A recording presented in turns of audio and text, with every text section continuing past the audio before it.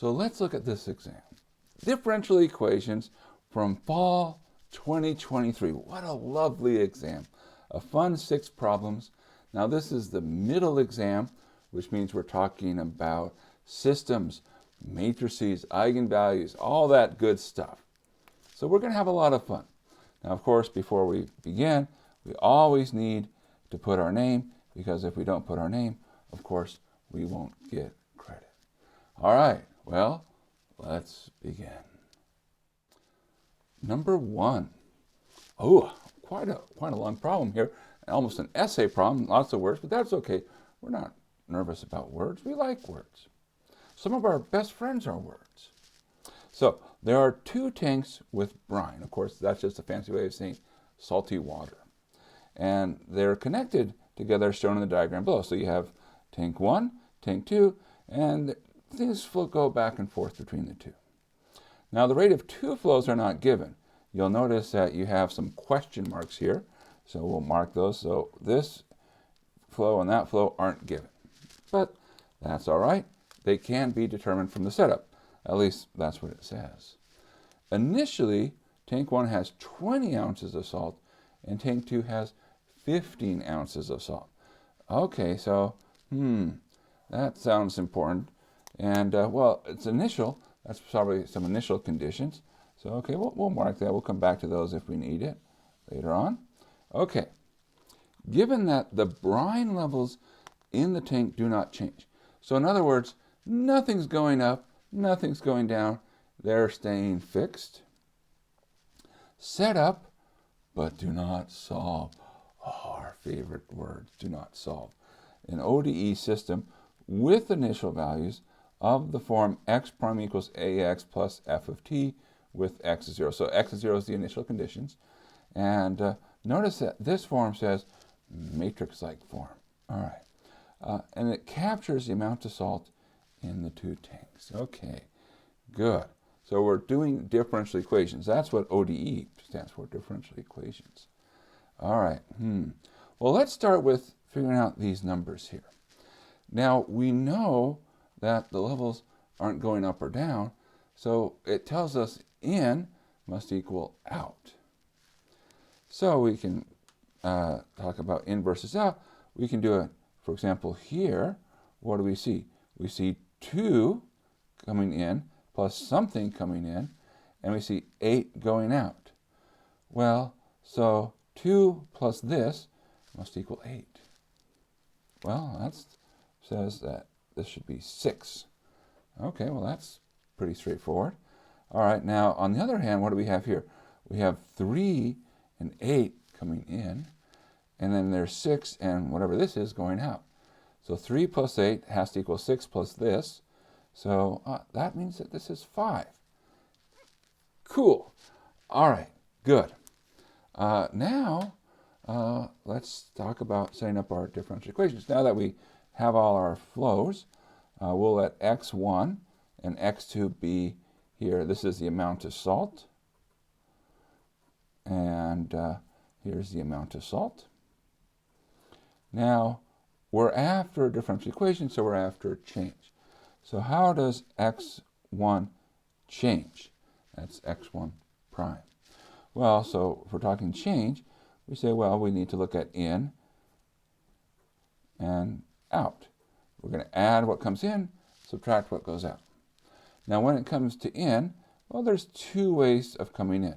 There's from the outside, and here, what do we see? Well, there's a flow rate of 2 gallons per minute, a concentration of 5 ounces per gallon. So take flow rate times concentration, and that's how much comes in at this point. We also have an in from tank 2. Now, what do we see? Well, again, think of flow rate times concentration. So we know the flow rate is 6. Okay, so that's going to be a 6. Now, what's the concentration? Well, here's where things can change, because it depends on how much salt is in that tank. The more salt, the higher the concentration. The less salt, the lower the concentration. But we know how much salt is in tank 2. At least we have a name for it. It's x2. We know how many gallons are in tank 2, 66. So do the ratio. x2 over 66, that's our concentration. All right, x2 over 66, and that's how much salt is coming in. Now, how much salt is leaving? Well, the only thing leaving is down here. So we're going to subtract. Our flow rate is 8. Well, what's our concentration? Again, it depends on how much salt there is. And so we have a name for that. That's x1. And then we can say over 40, right? Amount of salt, number of gallons. Okay, good. Now, if we rearrange this and clean up our fractions, 8 into 40 is a fifth, for example, and I'll put the x1 first. So minus 1/5 x1. Here, 6 goes into 66. Well, that's nice. And that would be plus 1 over 11 x2, and then plus 10. All right, good. What about x2? Well, okay, let's do that. And feels time for a new color. You know, you always like to change things up. All right, x2 change. That would be our in minus our out. Okay, how are we doing for our in? Well, we have the external flow coming in. All right, so we have 3 gallons per minute, 2 ounces per gallon. What else? Well, we have a flow coming in from the other tank. So we know that rate is 8, and the concentration is x1 over 40. All right, there's our in. Subtract, what's our out? Well, we have 2 outs. Now, the thing is, we really can think of it as one big out, right? We can combine them together. So between the two, that would be 11. So there's 11 gallons per minute. And flowing out, now the concentration is x2 over 66. And we'll do the same thing as before. We'll start with x1. So here, 8 into 40, well, that's 1/5 again. So we have 1/5 x1. And then x2, 11 goes into 66. Well, that's very convenient. It was almost like it was planned, because it was. So minus 1/6 x2, and then, of course, plus 6. All right. Well, good. Good. Now, we're almost there. We're almost there. So I'm going to write this one more time. Just rewrite what we have.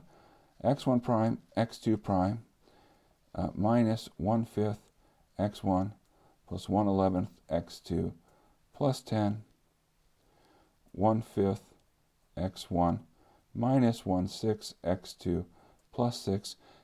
And let's write our initial conditions, because we need initial conditions, initial values, right? Well, what's the amount of salt initially in tank 1? Tank 1 has 20 ounces of salt initially. Okay, how about in tank 2? It's 15. All right, so x2 is 15. Now, here's the key. That's almost it. In fact, it is it, other than it's not in the right form. So the last thing for us to do is one more rewrite. And this rewrite is to put everything in the right form. So here we go. x1 prime, x2 prime. We'll think of it as a single big vector, x prime. Now we're going to grab our parts which involve x1 and x2, and we're going to grab those coefficients. So we have minus 1/5, 1/11, 1/5, and minus 1/6. And then we have these extra pieces. So that's the stuff that doesn't involve x1, x2. That's what goes into our f of t. So 10, 6. And then our initial condition. All right, so we'll just see where everything connects. And then our initial condition is that x at time 0 is 20, 15. So that's that part. And we're done. That's it, because we were only asked to set it up. There we go. That's the answer. Fun stuff. All right, well, one down. Let's keep going. Number 2. Using the following system of differential equations, find a differential equation satisfied by x. In other words, a differential equation for x with no terms involving y.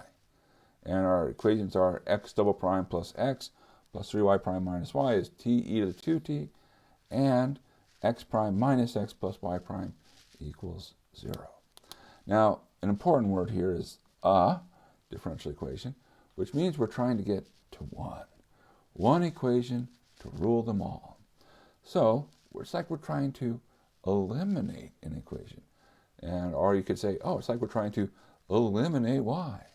And so we're thinking, well, what method should we use? How about elimination? Brilliant! We got it in one. Okay, so now we know what this problem is. Method of elimination. So the way we're going to proceed is we're going to start using our d. So remember, d is shorthand for derivative. So d for derivative. So we're going to rewrite everything using our notation. So x double prime, well, we took 2 derivatives. So that would make that a d squared. Now x, no derivative, so we just put it as plus 1. So d squared plus 1x. And then here, y prime, well, that says we took a derivative, but there was no derivative there, so 3d minus 1y. And on the other side, well, we'll just leave it as is for the time being. Do the same thing for the other equation. Well, x prime minus x, d minus 1, x, and y prime, dy, and that equals 0. Another way we can write this is we can put it in matrix form. So we have really these coefficients, d squared plus 1, d minus 1, 3d minus 1d times xy equals t e to the 2t, 0. Now our goal is to solve for x. And at this stage we say, all right, let's pull out Cramer's rule. Well, really it's a modified version of Cramer's rule, but we all know what we're doing, right? And so we say, okay, so we're after x, and it's important to remember what we're after, right? We're after x. So we're after that part. So just remember that as we go forward. And the way it works is we take our matrix of coefficients, and we're going to take a determinant.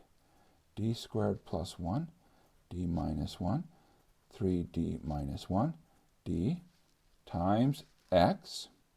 Now on the other side, we're also going to take a determinant, but we need to modify it. And here's where you pay attention. We're after x.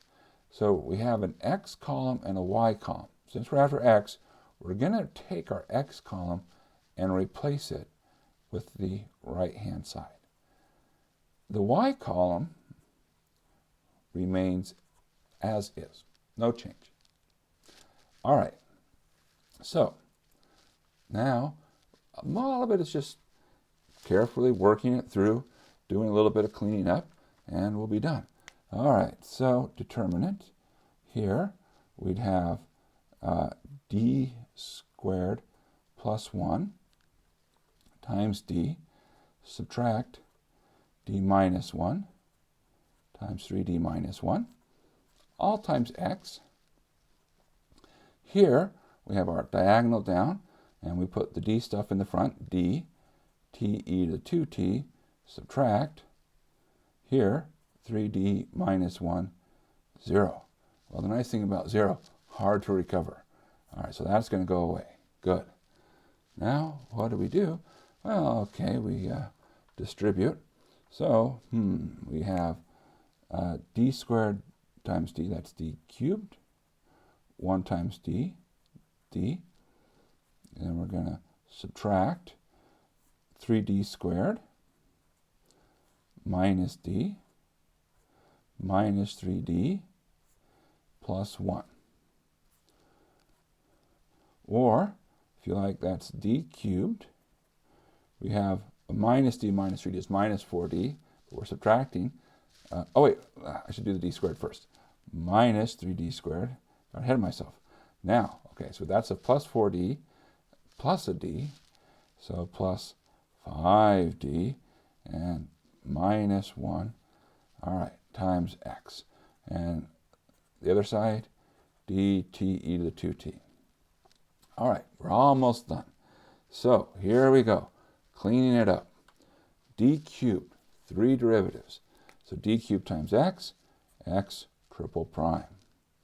D squared, similar, x double prime. And then 5x prime, and then x equals, right? It's not a differential equation if there's not an equals. Now here, there's a d. So we're taking the derivative. Derivative of t e to the 2t. That's product rule. So derivative of the first is 1. So that's 1 times e to the 2t. Derivative of the second, the 2 comes down. And so that would be 2t e to the 2t. And what do we have? One equation, a differential equation, only involving x, not a y to be seen. Life is good. And there's our answer. Nice. Nice. Number 3. Consider the system. We have t squared x prime equals 3t squared 1 minus 2tx. All right. Well, so this is a differential equation which doesn't have constant coefficients, essentially. We have all these t's floating around. Okay, so we can't use our eigenvalue tools, but that's all right. We'll get there. Don't worry. Sooner or later, we will get to use our eigenvalue tools. Now, we're asked to show that these two functions are solutions. So how do you show? Well, that's like verify. It's plug it in. All right, so let's start with x1. And with x1, what are we going to do? Well, we're going to do a left-hand side and a right-hand side. And at the end, we want to say, hey, left equals right. So left-hand side, we'll start there. We'll have t squared times our x1 prime. So we take a derivative. That would be 6t1. So that would make this 6t cubed and t squared. Okay, well that's not so bad. How about the right-hand side? Well, we'll have t, 3t squared, 1 minus 2t, and we're going to multiply that by our x1, 3t squared, t. All right, so what do we have? We have 3t cubed plus 3t cubed. All right, right, going across the row, down the column. Then we have 3t squared, subtract 2t squared. And, all right, we add. On the top, we have 6t cubed. In the bottom, we get t squared. And then we're like, all right, does right equal left? Are they the same? And we look and say, they are. 6t cubed t squared, 6t cubed t squared. And so the important thing is that they match. And therefore, that verifies x1. All right, well, x2 is going to feel really similar, but we do the process because we want, after all the points. So you got to get both of them if you want all the points. Okay, so we'll start with the left-hand side. So that's going to be t squared times x prime. Okay, so here we'd have a minus 2t to the minus 3, right, because it comes down. And here, the minus 3 comes down, so minus 3 makes it plus 3t minus 4. Or, if you like, multiply the t squared in. That would be minus 2t to the minus 1. And here, it'd be 3t to the minus 2.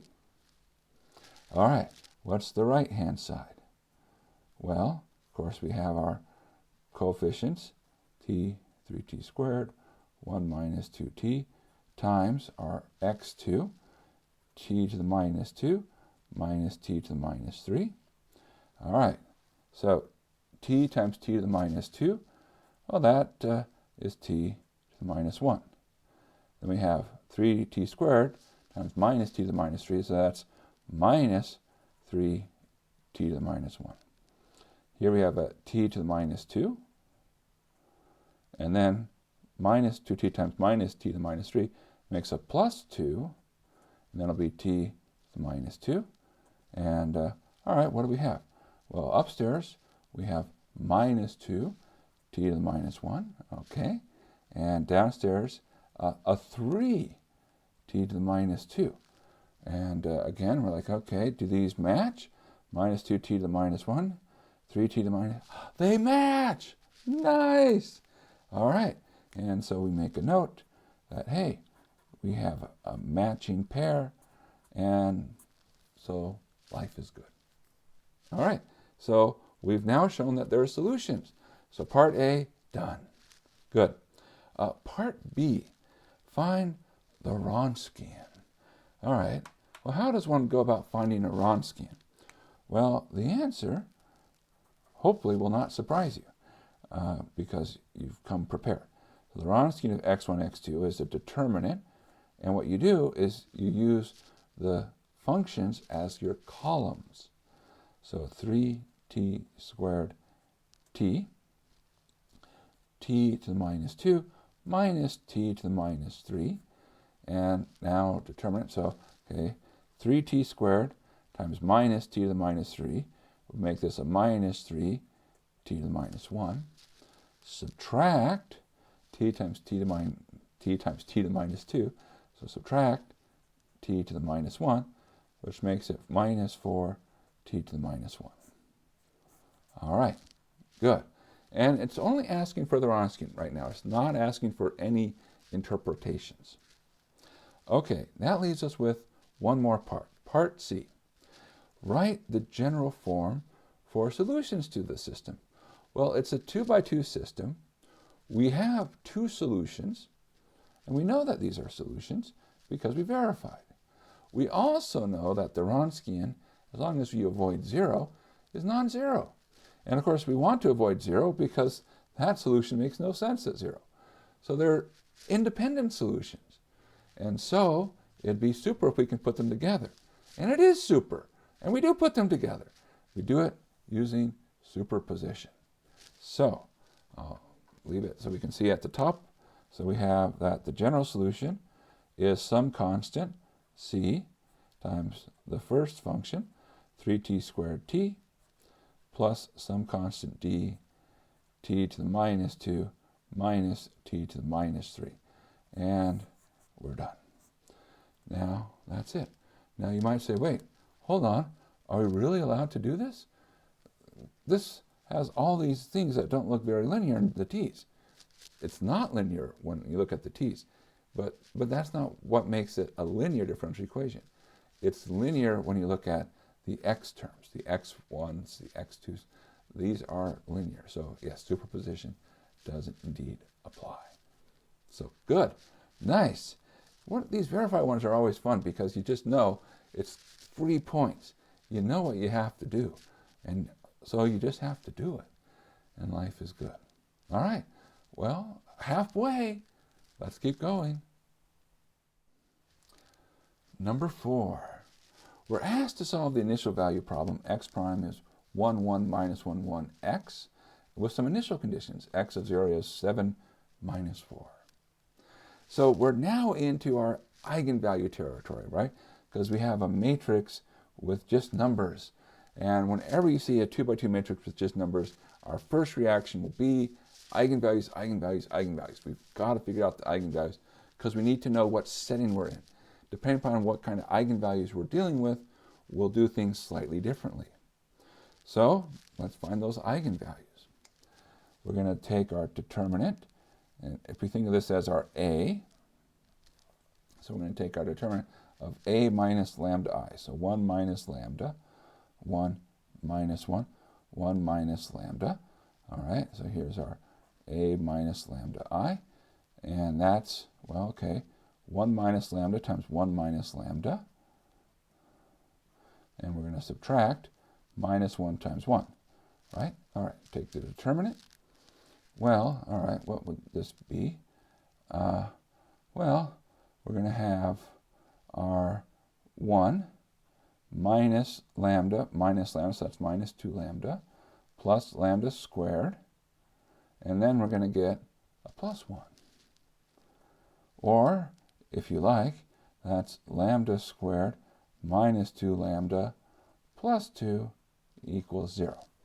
Now we can do completing the square, or we can use quadratic formula. Let's go ahead and use quadratic formula. You know, sometimes it doesn't make a big difference, so might as well. So we say, okay. They might say, wait, why don't you try to factor? All right, I'll try. Try harder, Steve. Try as hard as you can. Okay, all right. Now you can use quadratic formula. Okay, thank you. Okay, so negative b, so that's positive 2, plus or minus square root b squared, that should be 4, minus 4ac, so that would be minus 8, all over 2a.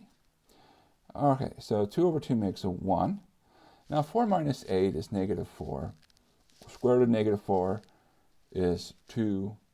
Right? So whenever we have a negative in the square root of I, and that's plus minus 2i over 2. So you get 1 plus minus I. All right, good. We now have our eigenvalues. And we know what setting we're in. We say, hey, we see a complex eigenvalue because there's i's. So now that we have a complex eigenvalue, we say, all right, there's sort of 2 ways we can approach it. Now, one way is we can go and say, all right, let's find an eigenvector. Let's use that to find our solutions. Let's get general form. That works great. I'm going to use a different way, which is to say, oh, we have a way to compute e to the at. So that's a useful thing. So having e to the at is like the best possible thing you can have because it has a great way to store solution. And in particular, we're in that setting where x prime equals ax, and you have x of 0, so you can say, oh, well then x would be e to the at times x0. So if we had e to the at, then life would be good. Well, do we have a formula? We do. So e to the at is, well, it's e to the alpha t cosine beta t times the identity matrix plus 1 over beta e to the alpha t sine beta t times a minus alpha I. All right, so that's the formula. Okay, all right, well, great. So what do we do? What are alpha and beta? Well, what we have is this is alpha plus minus beta I. So in our case, alpha and beta are 1. 1. They might say, wait, hold on, this beta, is it plus or 1 or minus 1? No, it's the plus 1.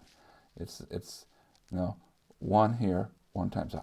All right, so we have this is equal to e to the t cosine t times the identity matrix. So, all right, that's 1, 0, 0, 1. 1 over 1, okay, so plus e to the t sine t times a minus alpha I. So we're going to subtract 1 from the diagonal. Just 1. We're not subtracting lambda. 1, the real part. Okay, so 1 minus 1 is 0. Then 1 minus 1, and 1 minus 1 is 0.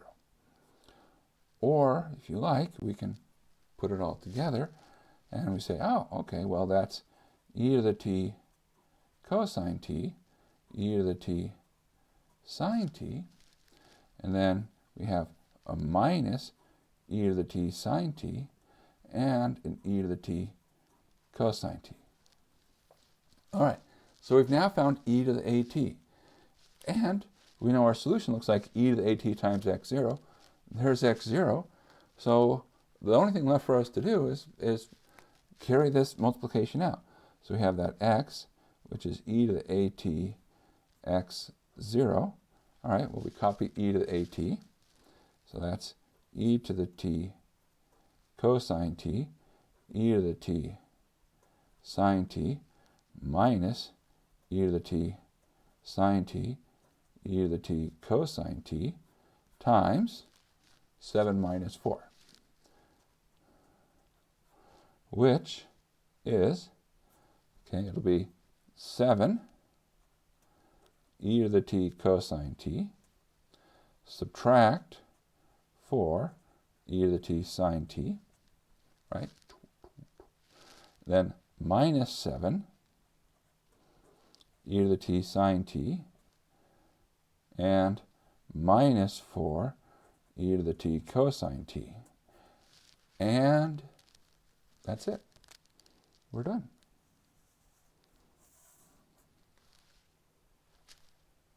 Isn't it great to know stuff? Knowing stuff is good. 4 out of 5 dentists recommend you should know stuff. All right, well, that's number 4. Let's keep going. Number 5. Consider the system x prime equals ax, where a is 2, 1, minus 1, 0.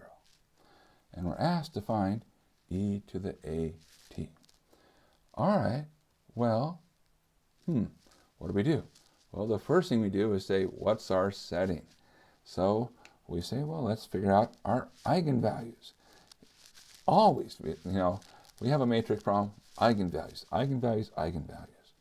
All right, so we have 2 minus lambda, 1, minus 1, and minus lambda. So this is our a minus lambda I. All right, good. Make a little note of that underneath. Not that we need to, but it's good to remember what we're doing. And all right, so this would become 2 minus lambda times minus lambda, subtract minus 1 times 1. All right. Well, that's, minus lambda times minus lambda makes a lambda squared. Then a minus 2 lambda. And then this will become a plus 1. Oh, we recognize that. We've seen this one a lot. That's lambda minus 1 squared. What does that tell us? That tells us that we are repeated eigenvalues. Ooh, repeated. Nice. Okay, good. Now, do we have nice tools for repeated eigenvalues? And the answer is yes. Yes, we do. And we actually have a formula that will get us e to the at pretty much as a freebie. So we don't actually have to work very hard. Now, we could if we wanted to, but why should we? Why should we? So here we go. What's our formula? Well, for repeated eigenvalues, it's e to the at is equal to e to whatever your eigenvalue that's repeated. So that's lambda t times the identity matrix plus a minus lambda I times t. That's it. That's the whole thing. So for us, well, lambda is 1, so that's e to the t. Then we have identity matrix 1, 0, 0, 1. And now we subtract 1 off the diagonals, right? Because that's what 1 times I does. So that would be a 1, 1, minus 1, minus 1, t. Or, going one step further, that's e to the t, 1 plus t, t minus t, 1 minus t. All right, and great. Well, we only needed to find e to the at, and we found it. It's there. We could put e to the t on the inside. I think it's easier to keep it on the outside. All right, well, that gets us now to step B. Solve x prime equals ax with some initial condition. Okay, so we have our same formula that we used on the previous problem, namely, once you have e to the at, you multiply it by x0. All right, well, we have it. It's right there.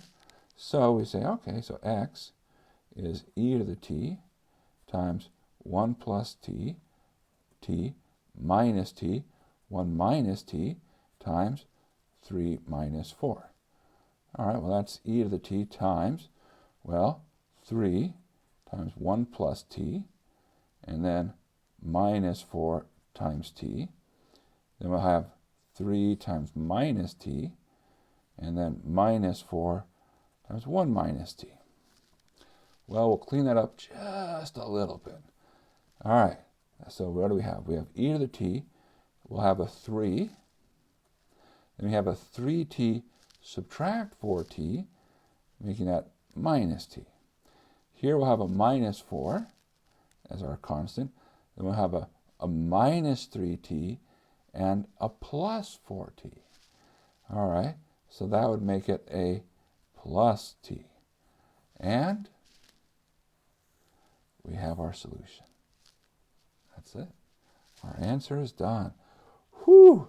My gosh, isn't it so cool that we have these nice formulas for e to the at? It really makes these problems go by fast. Our professors must really love us. And they do, because they're math professors. Math professors always love their students. That's what they're known for. This brings us to our final problem. Number 6. Woohoo! Yay! Find the general form for solutions for x prime. We have a matrix here, 1, 8, 1, minus 1x, and minus 18t, 9t. All right, cool. Now notice there's this piece on the end. What does that tell us? Well, that tells us that we are in our non-homogeneous. Okay, well, now when we're non-homogeneous, we have two options. There's the method of undetermined coefficients, and then there's the method of variation of parameters. Now, between the two, we're biased. We prefer undetermined coefficients because it's a little less technical work, and there's still some work. I don't want to trivialize, but it's a more straightforward process. Can we use it? Well, we'd say, all right, look at the functions involved. What are the functions? Well, there's really just one function, t. We're like, we like t. T is a nice function. So because we're dealing with nice functions, undetermined coefficients, it's on the menu, we're taking it. Great. So now we have a plan. We're doing undetermined coefficients. So what's our first thing? Well, because we're after the general form, now the general form says, it's not just one solution, you got to find all solutions. So you can think of finding the general form as saying, we're going to combine together two parts. Our xc, which is the complementary solution, if you like, the solution to the homogeneous part, and then xp, which is a particular solution. And that's the xp is where we pull out undetermined coefficients. So it's always good to start with xc. And so here we go. We're going to find xc. Now that means we're solving x prime equals 1, 8, 1, minus 1, x. In other words, you drop your f of t. We got a matrix. We go after eigenvalues. All right, so we have our 1 minus lambda, 8, 1, minus 1 minus lambda. Okay, so that's 1 minus lambda times minus 1 minus lambda. Subtract 1, 8. And what do we have? We have, this is minus 1 minus lambda plus lambda squared minus 8. Right? Just read it through. The lambdas cancel. That's nice. So we get lambda squared minus 9 equals 0. I know how to solve that. Lambda is 3 and negative 3. All right, good. So our eigenvalues, pretty nice numbers. They're not complex. They're not repeated. So when we have distinct real eigenvalues, we go to eigenvectors. All right, so here we go, eigenvectors. All right, let's do our lambda equals 3 first. So we're going to take a minus 3i, so that would be minus 2, 8, 1, minus 4. And we need to find something so that we get 0, 0. All right, well, Well, of course, we don't have to think too hard. we can just say, well, take this row, write it backwards, and change the sign on one of the terms. 4, 1. And you can check. Minus 8 plus 8, 0, good. 4 minus 4, 0, good. All right. And, okay, how about lambda equals negative 3? All right, so we're subtracting negative 3. Well, subtracting negative 3 is like adding 3. So we have a 4, 8, a 1, and a 2 times something equals, again, 0, 0. And, well, we can do the same thing we did before. Write something backwards, and we'll flip the sign. So 2 minus 1. Does that work? 8 minus 8, yep. 2 minus 2, yep, that works. Okay, so finally we can put our solutions together. And for our first lambda equals 3, that says, well, you have a solution in the form e3t times 4, 1. Our second lambda equals minus 3, we get e minus 3t to minus 1. So our complementary solution looks like the following. Some constant c and e to the 3t 4, 1 plus some constant d e to the minus 3t to minus 1. All right, good. Now, you'll notice I'm trying to be very compact here. There's a reason. This is number 6, right? You always save the best for last. And this one, it takes some time, takes some space. So be economical. All right, so we're ready to find xp now at this stage. And we've already mentioned, we'll write it down, this is undetermined coefficients. Now, sort of the key to undetermined coefficients is you're making a list. And so where does our list come from? Well, you say, look at your f of t. So if you're looking at your f of t, if you think about how to rewrite that, you could say this is the same as minus t 18, 9. And you say, all right, what functions do you see? You see the function t. So you say, all right, we're making a list. And on that list, you have t. Now, that's the functions involved. But then you have to go through some checks. All right, let's talk about the first check. Do we see any powers of t? Well, we do, t to the 1. Okay, well, in that case, we have to have lower powers of t as well. All right, that's fine. Do you see any sines, cosines? Nope, great, don't worry about that then. Do you overlap? Okay, so when we talk about the overlap, you say, well, for the xc, our functions are e to the 3t and e to the minus 3t. Does not show up on our list, so there's no overlap. We don't need to worry about it. So that's our list. So now that you have your list, you say, well, that tells us what xp looks like. So in particular, we say, okay, using our list, xp looks like, well, the function t times some unknown vectors, we'll call it a, b, and then the function 1 times some unknown vector cd. Or you can put together a times t plus c, b times t plus d. And now we just have to find a, b, c, d. 4 unknowns. And then we'll be done, right? Because we'll have xp. And once we have xp, we can put together xc plus xp. So, what do we do? What do we do? We plug it in. All right, so we're going to plug in, and we're going to find out what happens. All right, so plugging in,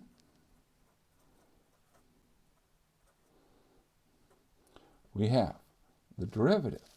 Well, here, when we take the derivative, we're going to end up with a b. That has to equal, well, 1, 8, 1 minus 1 times a t plus c, b t plus d, minus 18t, 9t. All right, Well, let's go through and be very careful here. So we have 1 times AT plus C plus 8 times BT plus D, and then minus 18T, right? So 2, and then minus 18T. So that's the top entry on the right-hand side. Bottom entry, 1 times AT plus C minus BT plus D, subtract 9T. That's the bottom entry on the right-hand side. Now, if you rearrange this, so group by functions, well, what do we have? We have our t's and our constants. So for our t's, we have an a plus 8b minus 18t.